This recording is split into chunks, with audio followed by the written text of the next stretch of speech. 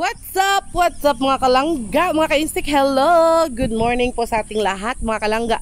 Kamusta po kayo dyan? So nakita nyo po, napakasarap ng araw, no? Napakaganda ng araw ngayon mga kalangga. Kasi katatapos lang po ng 2 araw na pag-ulan, ng straight talaga na pag-ulan mga kalangga. Kaya ngayong nakikita na natin yung haring araw na talagang sumisikat talaga sa umaga.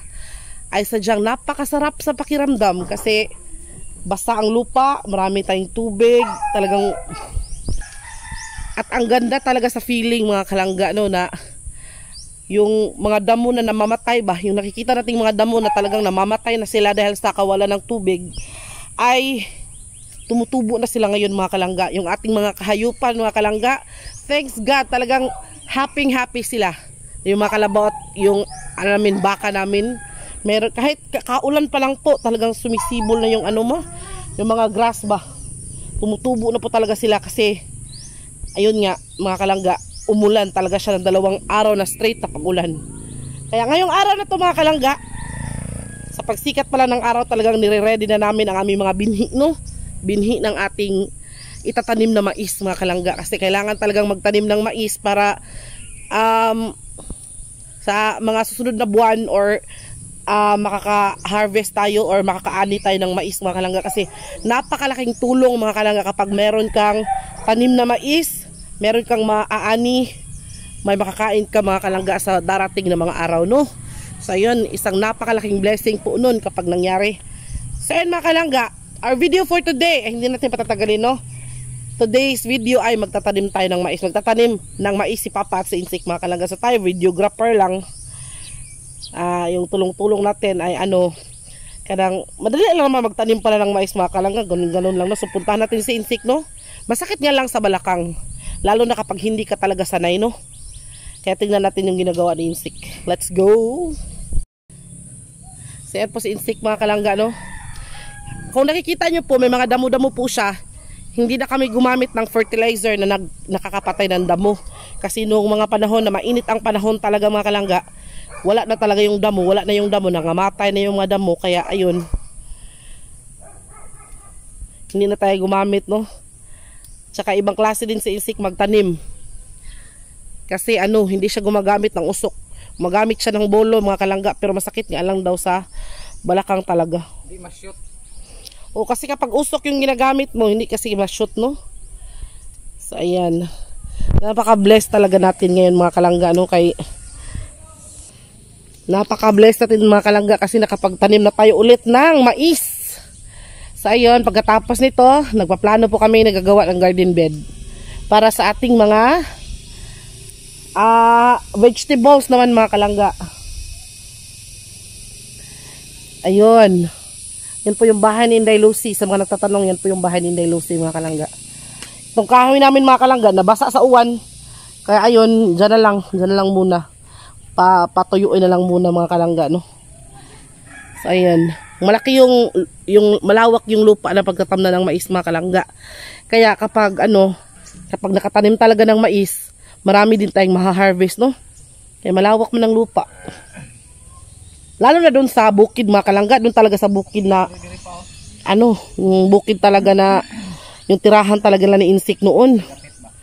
Malaki talaga yung lupa nila doon. Dito kasi, malaki naman dito pero may mga bahay na kasi.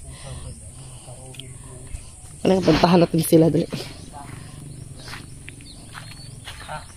Ako ka bang daw? Katamnang ko naman yun. Buto ba din yun? Si Papa naghubo pa. Ayaw lang sa pick up yun.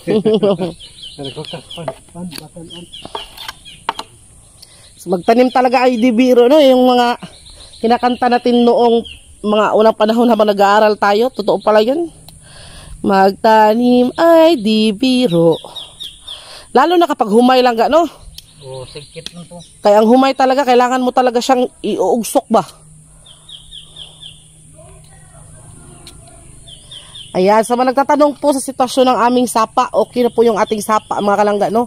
Pero hindi pa talaga siya, marami talagang tubig doon sa sapa talaga kasi konti lang naman yung pag-ulan.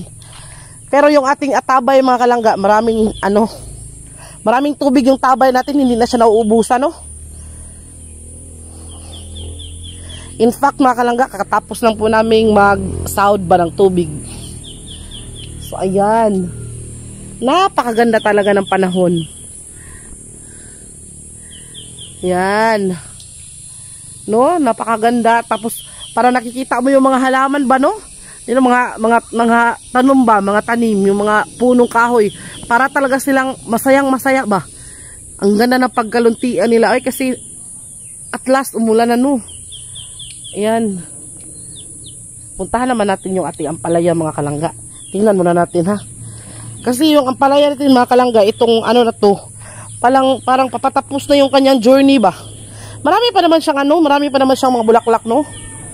Pero parang papatapos na yung kanyang journey. Meron pa naman siyang mga nanaligsing. Ayan. Oh, yan. Pero maliliit na lang ang bunga.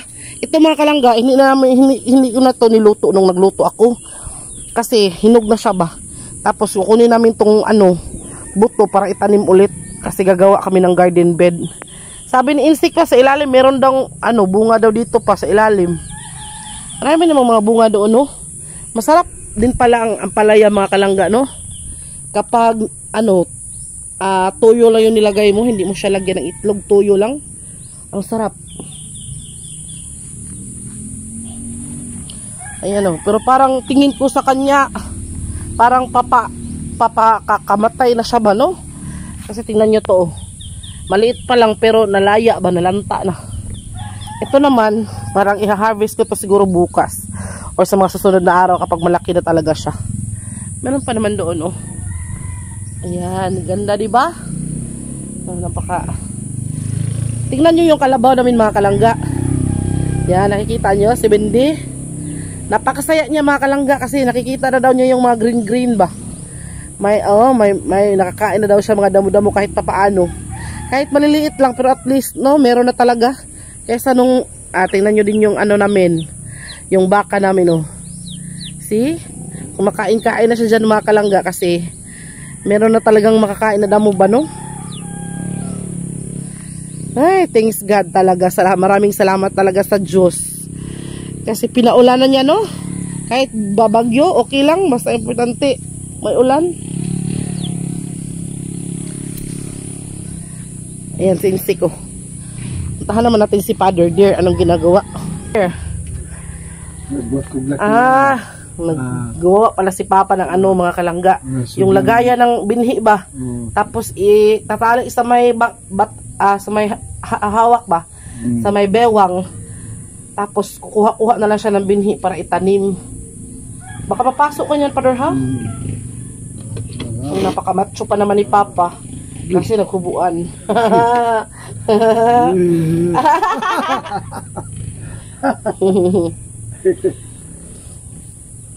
Ayan. Malapit na yung matapos, mga kalangga. Yung pitchil namin niya na sira na ba? Tapos dyan niya ilalagay yung kasi nga na to pa? Kasi nga na niya? Lakayan. Yan yung ginagawag na lakayan. Dyan niya ilalagay yung binhi ba ng mais. Para kuha lang siya, tapos tatali niya yan sa bewang niya. Kasi yung gamit ni Papa, usok, mga kalangga, hindi siya gumagamit ng gaya kay Insik na na sakit sa hawak. Bolo, kasi masakit sa hawak. Yung usok yung ginagamit niya kay kuan ba? Kay hindi masakit sa bewang. So ayan, no. Punta naman tayo dito sa ating ibang mga tanim na parang namamatay na yata to. Iyay. Ang kaso lang talaga dito kapag maulan, mga kalangga, madulas. Tingnan nyo ang ating talong. Yan yung nangyari sa ating talong, no? So hindi na talaga siguro siya makapag-survive. Kasi wala na siyang dahon. Pero hindi natin alam, no? Baka magpa-fight siya ngayong umulan na. Yung ating lemongrass, mga kalangga, oh. Ang tataba ng ating lemongrass. Tapos ito, hala, mayroon tayong sili dito pa. May sili pala tayo dito, oh. May sili, oh. Una-una, namunga na ganit niya, oh. Na.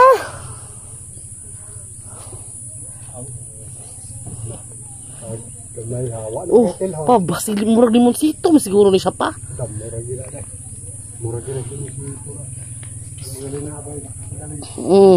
Tapos ito mga kalangga, dire-ready ko na siya kasi dito natin, simuta. Dili? Hindi. So dito natin itatanim ang ating mga binhi, no? Diyan muna natin ilalagay, tapos ililipat natin sa malaking kuan. Malaking taniman talaga kapag tumubo na siya. So ayan, no. Ang taba ng ating papaya. Kunin lang natin tong naturag na kuan. Yan, papaya,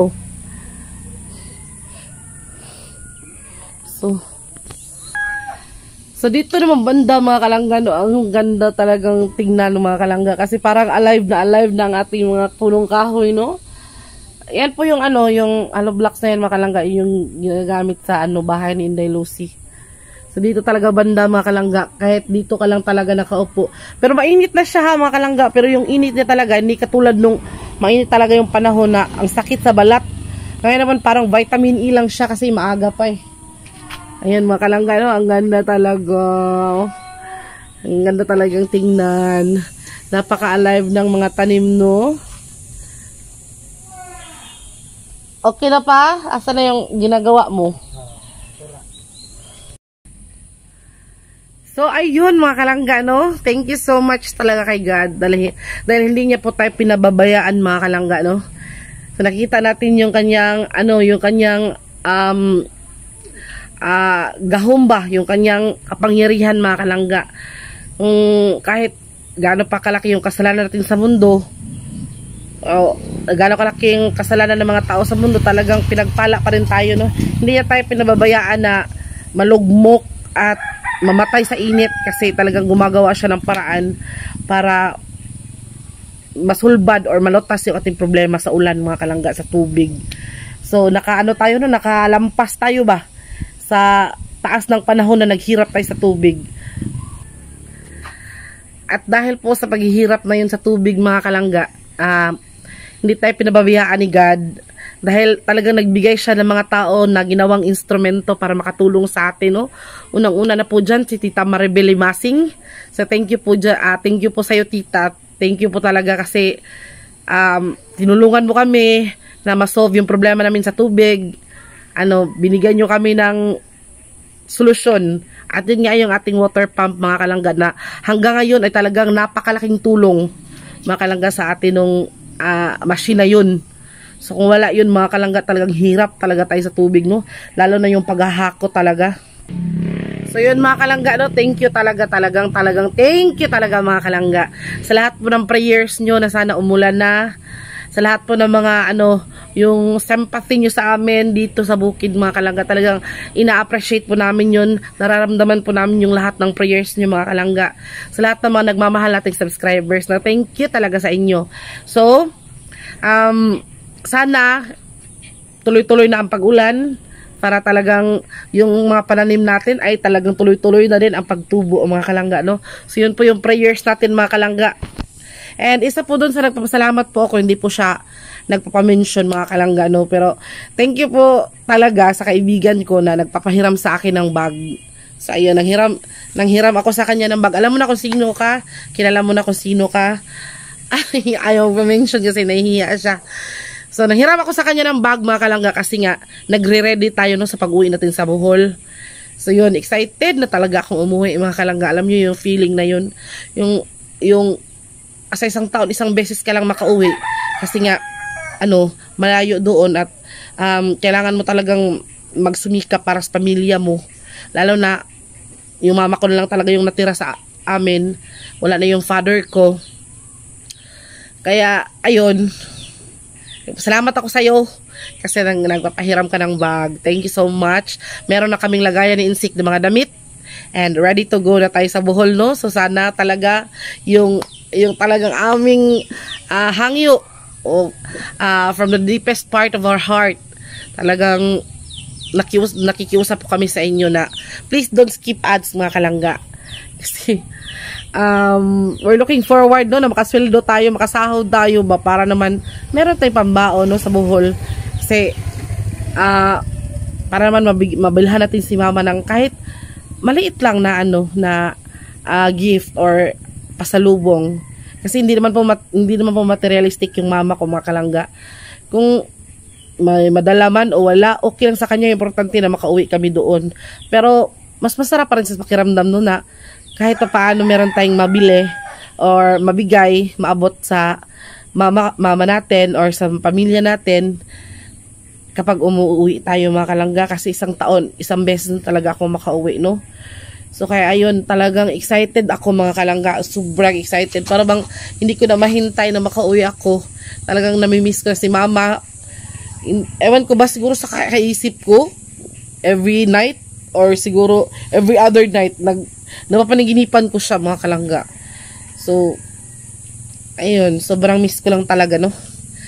So ayun, hanggang dito na lang, mga kalangga, ng ating video. So sana nasubaybayan nyo, and every step of the way, mga kalangga, sa pagtatanim namin ay i-vlog po natin yun, no? Para ano naman, paglo, cute sa aero, para naman ma-update kayo, mga kalangga. So thank you talaga, mega love shout out, thank you so much to Tita Vivian Mariano. Thank you po sa pag-reply nyo sa mga message namin, and to Tita Angie Cons, Ma'am Angie Cons, get well soon po. Thanks God kasi successful yung operation ninyo, and nagpapasalamat po tayo kay God na talagang binigyan niya kayo ng lakas ng katawan at ng lakas ng loob.